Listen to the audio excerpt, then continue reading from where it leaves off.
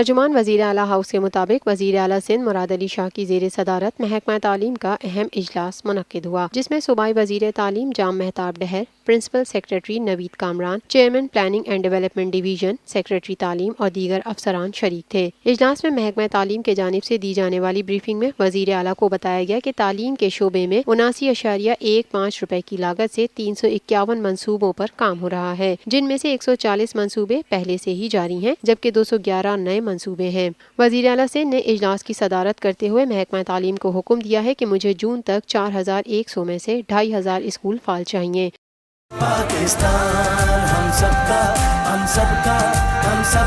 आइए हम तजदीद अहद करें कि हम मादरे वतन के खिलाफ होने वाली तमाम अंदरूनी और बैरूनी साजिशों का भरपूर मुकाबला करेंगे। हम सबका पाकिस्तान। हम आपके साथ खड़े होंगे, एक एक लम्हा, और कौम की उम्मीदों पे हमेशा पूरा उतरेंगे, क्योंकि यह है हम सबका पाकिस्तान। अफवाज पाकिस्तान और पाकिस्तानी कौम पाकिस्तान के दिफा के लिए सीसा पिलाई हुई दीवार की तरह खड़े थे, खड़े हैं और खड़े रहेंगे।